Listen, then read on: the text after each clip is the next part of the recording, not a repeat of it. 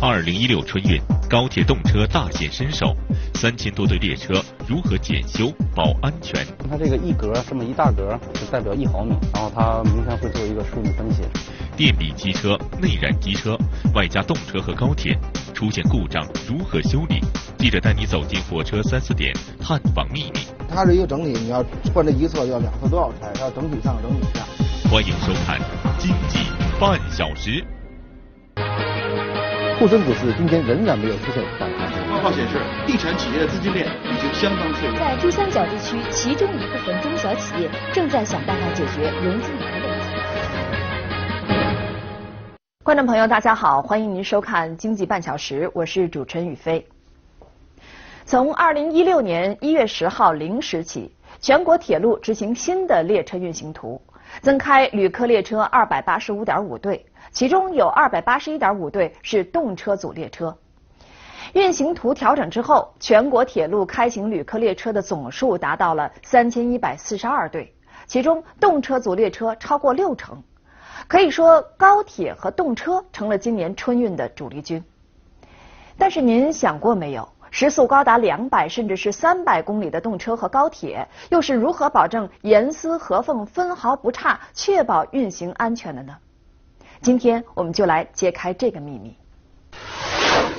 1月14号，距离2016年春运开始只有10天时间。晚上10点30分，北京南站的乘客已经稀少了许多。北京南站最后一班高铁即将在22分钟后出发。在这班列车发出后，距离明天的第一班车还有5个多小时时间。这段时间被称为天窗作业时间。在这有限的几个小时内，所有的高铁列车都将停止通车，有工程部门对所有的高铁设备进行检查维修，以保证新的一天高铁运行的安全。对于高铁公务段的工程师和工人们来说，这也是一段分秒必争的宝贵时间。离南站不远的这几间平房，就是北京高铁公务段廊坊线路车间的工程师李林芳和同事们的宿舍。此时他们正在紧张地做着准备工作。仪器推检中，这个注意观察那个图形的波动，它那个峰值，发现有超限的，及时停止，用倒齿进行现场复核。这个深夜11点，远在石家庄的妻子和孩子已经进入梦乡，而李林芳的工作才刚刚开始。今年的冬天格外寒冷，但是天窗作业丝毫不能耽搁。20分钟吧，晚上到现场开始作业以后，这个基本上就暖和了，因为你要不停的走动。大家好，你全部拉过去。每天晚上都要待这么多排队吗？今天晚上这个不算太多，多的时候这个得分2次。北京南站最后一班高铁发出后，11点50分，李林芳和工友们来到了高铁铁轨入口处集合，开始清点工具。跟着下一个负责顺水。下一个有。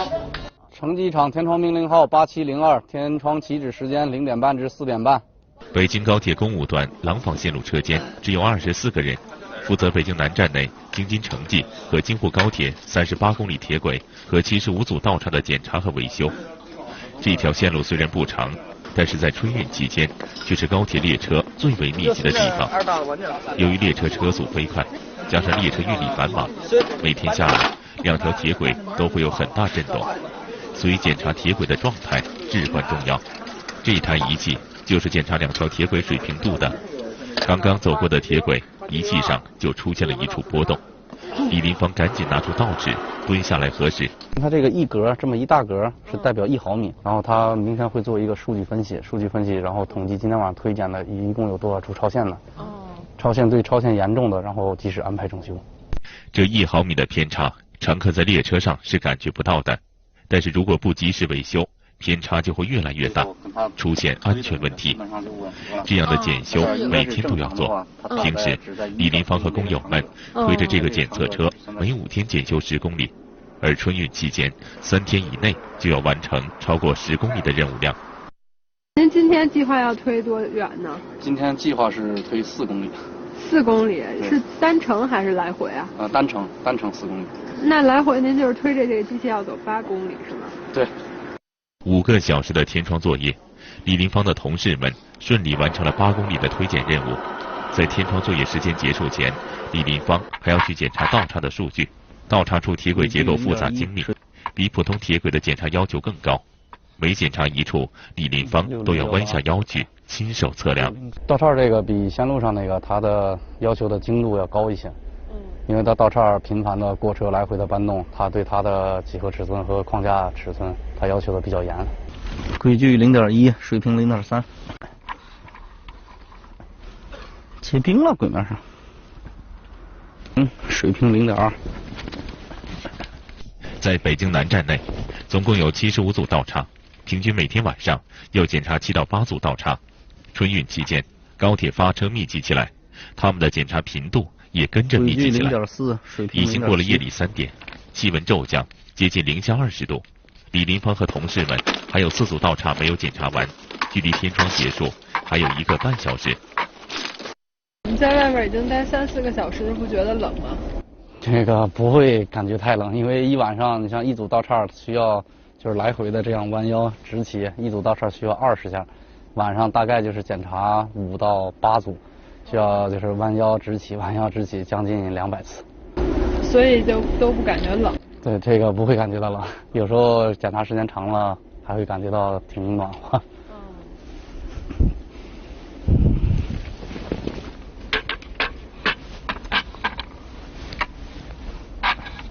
高铁公务段廊坊线路车间24名工作人员都是80后和90后男生，他们的平均年龄只有27岁。天窗作业的时间被他们戏称为美国时间。尽管生活在国内，但是却有时差，别人起床正是他们刚刚完成工作准备休息的时间。早饭，快点！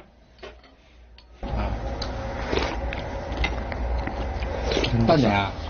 先喝汤，暖和会儿，先喝汤。回到宿舍，经过寒冷的长夜，热腾腾的早饭，才让李林芳和同事们有了一点家的感觉。那啥没挺长时间没回来。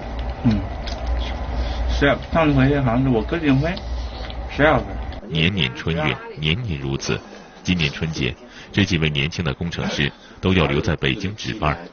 我妈从来都不给我主动打电话，也不是说她不想我，就是因为她不知道我什么时候在休息，或者什么时候在工作，一般都是一周我有空的时候会给家里打电话。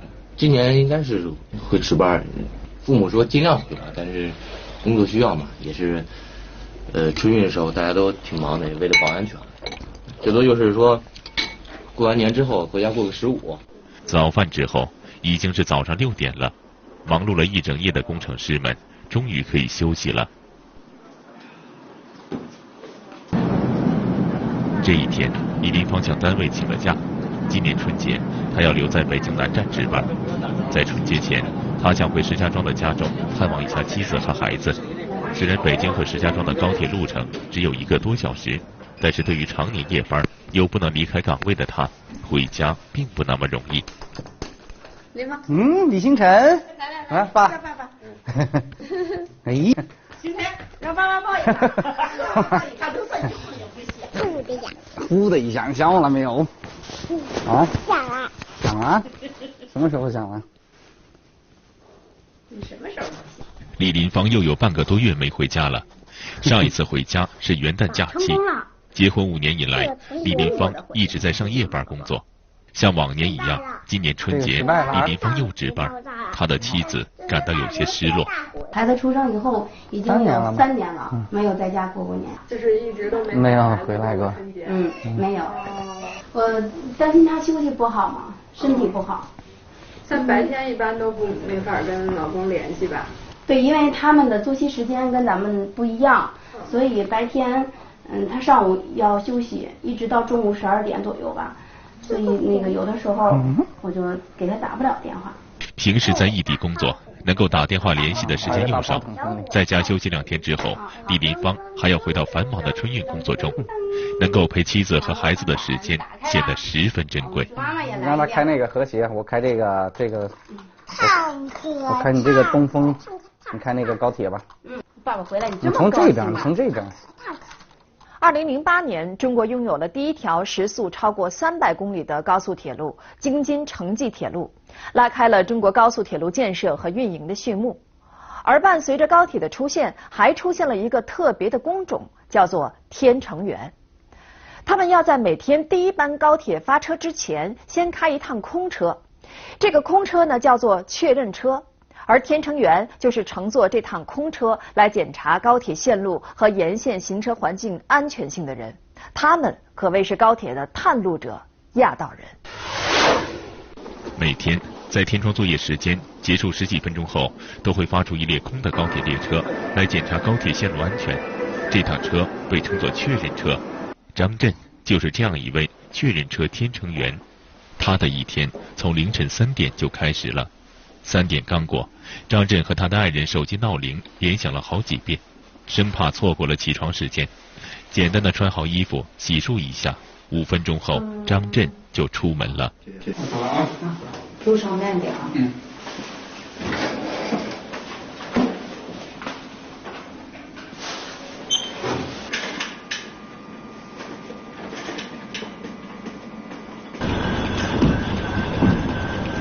张震工作的地点是石家庄站，3点的车站空无一人。张震是每天石家庄至北京西站高铁区间的第一位乘客，他的工作就是乘坐第一辆高铁空车，动态检查高铁线路的安全和舒适性，确保白天繁忙的高铁能够安全正点发车。我是石家庄车间天成动检748的张震，我已经到车站了啊。张震到岗后，第一个任务就是给车间和调度部门打了2遍电话，并且还要自拍照片确认。他绝对不能迟到，否则这一天这条线路所有的高铁发车时间都会受到影响。因此，张震每天都会比规定时间提前半个小时到岗。不敢放松，稍微不能没有一点放松那个念头。从来都没迟到。对。尤其是小长假，阴天下雨，我都要提前。还要再早。提前个5分钟啊10分钟。张震今年46岁，在铁路工作29年。自打北京石家庄高铁开通，张震就开始了天成员的工作。高铁确认车的出发时间从最初的5点12分提前到了4点50。春运期间，确认车又提前10分钟。张震的休息时间一再被压缩，对此他早已习以为常。已经习惯了。不工作的时候呢？不工作的时候，也就是每天晚上睡觉的时候，到这个点自然而然就醒了。4点35分，带有空荡荡的16节车厢的确认车缓缓开进石家庄站的站台。张震和检查供电系统的同事一起登上确认车，架起收集列车运行数据的测试仪器，准备好表格，开始工作。你好，调度，我是北京高铁公路段天成动检748的公务前头张震，天成人员和司机工作全部就绪，具备法律条件。好嘞。长长的16节车厢，张震是车上唯一的乘客。虽说是乘客，但是这每天的第一位乘客可谓责任重大。高铁动态检查确认车，也称作压道车，是高铁特有的工种。为了排除线路上可能出现的异物，以及铁路沿线可能会影响行车安全的隐患，张震要精神高度集中，去观察线路上的任何一个细节。我们现在有个2个检测手段，一个通过仪器检测，还有一个是通过人工感觉来观察这个线路状态。早上5点左右，天色依然漆黑一片，张震只能依靠车灯的光线来查看线路上的情况。高铁列车的行驶速度是每小时300公里，这意味着张震在全程每1秒都要聚精会神地盯着线路，因为每过1秒，列车就会驶出83.3米的距离。他要在这样的速度下来检查这段线路上的情况，1米都不能放过。我全程都要一直盯着。速度这么快，您能看清楚吗？能看清，已经习惯了，已经习惯了。千里眼。对。一般能大概看多远呢？一般的能看400多米吧。我们这个天成必须高度集中。今年的冬天格外寒冷，很多地方特别容易结冰，加上凌晨的时候天空还是漆黑一片，天乘员如果稍不留神看不到险情，就会影响列车的安全运行。一路上，张师傅聚精会神，没有太多精力与我们交谈，有一点点情况都不放过。在上行26公里加500米处，发现桥下冒烟儿，请他们现场，暂时不影响行车，请他们去现场核实一下吧。26加500。经过核实，冒烟的情况是因为周边的一处工地引起的。即便对列车正常行驶没有任何影响，但是张震也做详细汇报，确保万无一失。盯一路眼睛累不累啊？还可以吧，这个就是累，那个你自己得克服。1个小时20分钟后，确认车接近北京西站，张师傅这才有空闲跟我们多聊了2句。3年多以来，他几乎每一天都要来一趟北京，算起来进入北京已经有1000多次了。但是在这期间，他却从没在北京旅游过，甚至连北京西站都从来没有走出过。一般的时候我们在北京西站吃点饭，我们就坐这个找一个车又翻回去，再检查一遍。那有多长时间没去北京玩过了？可以说开通3年来，有这个念头，但是一次也没有实现过，没有玩过。您有什么念头啊？就是想领家里人上北京玩玩了，看个国旗啊。看国旗？不是升国旗或者看升国旗是吧？但是您这个时间不行啊。对，不允许。早上6点05分，动检7482次列车顺利完成天乘任务，停靠在北京西站的站台上，开始执行高6731次的载客任务。京广线上第一批从北京西站出发的旅客陆续登上列车。在高峰时期，在张震天乘检查过的北京至石家庄的路段上，平均每天有3.71万名旅客会乘坐高铁经过。看着旅客们纷纷登上列车，这是每天张师傅最舒心的时刻。通过自己的劳动吧，看到好多旅客坐旅客出行，自己很有成就感。6点25分，第1列高铁正式发车了。尽管从北京到石家庄路段的田乘员已经检查过下行区间，但是张师傅还是一刻也不能放松。控制速度。你觉得每天起这么早来做这个工作，又需要高度集中精神，身体受得了吗？我觉得身体对这个确实是有伤损，损害挺大。今年46了。会不会有感觉力不从心的？有时候有，特别感到气息不足，老觉得身体有这种气息不足。回程路上行驶了接近1个小时后，太阳才一点点从东方升起，而在日出之前，张师傅已经工作了4个半小时，也还没有一丝闲暇顾上吃早饭。长年累月这样的工作节奏，对于年近50的他来说，确实有些吃力。8点08分，高6731次列车稳稳地停靠在石家庄车站，张震今天的天乘任务顺利完成。高6731是8点06分50秒。张师傅谢谢了啊！哎呀，不客气，不客气。祝你一路平安啊！再见啊！再见。不过张师傅却一刻也不想休息，也顾不上吃早饭，马不停蹄地往单位赶路。因为在北京至石家庄的回程路段，他观察到在铁轨中间有一个异物，他需要尽快回到单位查看路上他用摄像机拍摄到的视频，确认是否有问题。在300公里的高速下，同在驾驶室的我们并没有发现到这个细节，而张师傅坚信自己没有看错。果然，回放拍摄的视频证实了他的发现。这个是237公里。对，加100多有一个小异物，小鸟的尸体。也不影响行车。汇报一下，那个晚上上天窗的时候，让他把处理一下就可以了。清理一下。清理一下啊。直到接近中午，张震的全部工作才圆满完成。到下午，张师傅才有一点点补觉的时间。傍晚时分，是一家人宝贵的团聚时间。张震的女儿今年高3，平时住校，周末才有时间和爸爸妈妈坐在一起聊聊天。但是张震却显得有些插不上话。您这次语文考多少？语文90多，他当然少加了3个选择题，大概有100几吧。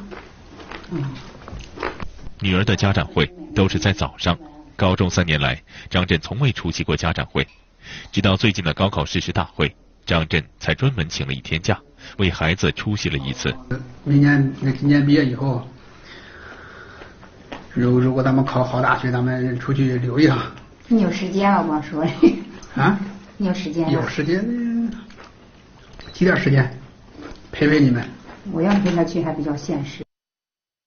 对于考上大学后的旅行，妻子和女儿都不敢奢望张震能有时间陪他们。就连即将到来的春节，张震也不能休假，仍然要每天3点起床到岗。由于工作比较特殊，不仅陪伴家人的时间少得可怜，而且也让家人十分担心张震的身体。就最突出的就是头发越来越少，还有就是这个工作挺伤身体的，我也不想让他做，有时候也发牢骚。不愿意让他干，但是我就整个能看出他这个人，他特别有这种自豪感。他觉得他干这个工作光荣，他累他也愿意。为了不影响张震休息，家中已经几年没有电视机了。吃完晚饭还不到8点，张震的妻子就劝他早点休息。那你去睡吧，早点睡，别看手机了啊。你也早点休息啊。啊。几个小时后，张震又将起床，去完成新1天的确认车天成任务。为了保障我们的平安回家路，铁路职工付出了巨大的辛劳。每年春运，由于客流量非常大、非常集中，所以除了高铁，还有大量的内燃机车、电力机车都投入到春运的工作中。在这些列车的检修工作中，有着不平凡的故事。早上8点10分，直3巴士列车从武昌顺利抵达北京西站。在乘客下车后，直3巴士列车回到了他的4S店——北京西站机务段。在这里，机务段的司机和检测组分析员正在对火车头进行检修。每天有70多台从北京西站回来的机车都要在这里进行整备、检修，再从这里重新出发，去北京西站承担新的载客任务。一路这个机车这个车轮，它这个冲击啊跟这个温度，把它给记录下来，然后我们在到站之后给它仔细分析，看有事没事确保它这个机车运行安全。靳勇是北京铁路局西整备车间的检测组分析员，他的任务就是把各个机车上下载的数据拷回电脑上分析，确保数据都在正常范围内。这次检查，靳勇发现刚刚开进来的直3巴士列车记录的数据与往常相比有些异常，他赶紧喊来车间质检员文师傅，与他一同查看数据。那温度稍微有点高，之前那个一直正常，没什么事了2位师傅仔细对比了数据，虽然轴承没有发生故障，但是车轮运行的状态并不好，如果继续让机车出行，可能会面临隐患。质检员文师傅决定，还是要把机车的轴承更换成新的，确保机车安全。直接扣车分解吧，分解完了，咱们为了保证这个机车的行车安全，咱们就方案就定了分解轴承，完了更换轴承。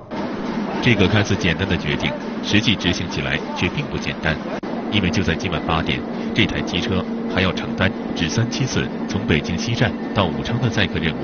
文师傅做出的决定意味着，在接下来的几个小时内，机务段的工人们要争分夺秒地把这台机车的轴轮部分拆解，换新零件，再重新装好。很快，直3巴士列车的车头被送进检修库，在库内，今天同时要检修的还有另外3、4台机车。负责机车配件的工长金海娟正在为需要整修的各种机车调配零件。拉，订一个东风11改的显示屏。好，走，我给你取。哪个车？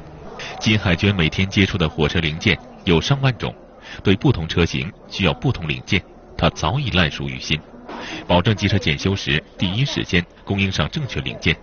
眼看着直3巴晚上还要开走，金海娟必须以最快速度找到这个型号的机车要更换的新轴承。第5包修组接到了整修直3巴士列车的任务，工长鲍海星带领自己的同事们迅速开始了修理工作。虽然听起来只是更换一个零件，但实际上在火车上更换一个零件十分复杂。已经是下午1点，距离发车只剩不到7个小时。这一个机车6个轮队，这个是第一轮队，然后它这轮队是一个整体轮队，它与这个车的转向架是相连的，所以它是一个整体。你要换这一侧，就要2侧都要拆，它要整体上整体下。鲍海星和其他的师傅们忙碌了2个小时，才把轮队整体拆卸下来。需要更换的关键零件就在轮队的中间。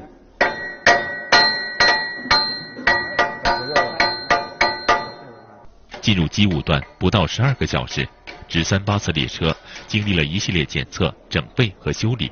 当它顺利驶出检修库时，距离发车只剩下不到2个小时的时间。今晚这个回程叫做直374的列车将在8点46分准时发车。经过几个小时我们抢这车吧，大家伙也摸爬滚打，确实挺不容易的。大家伙精神也是老绷着，春运期间我们更得绷着这股劲儿，从头绷到尾，一天24小时对这车质量进行盯控、防控。春运近30亿人次的迁徙，春节960万平方公里的节日，一边是旅客回乡心切，一边是铁路人的奉献和坚守。忙也好，急也罢，安全始终是头等大事。当我们踏上了安全舒适的列车，千万不要忘记那些在冰天雪地中为我们保平安的人，是他们让极寒天气里的春运释放出了浓浓的暖意。感谢他们，也祝福他们平安顺利。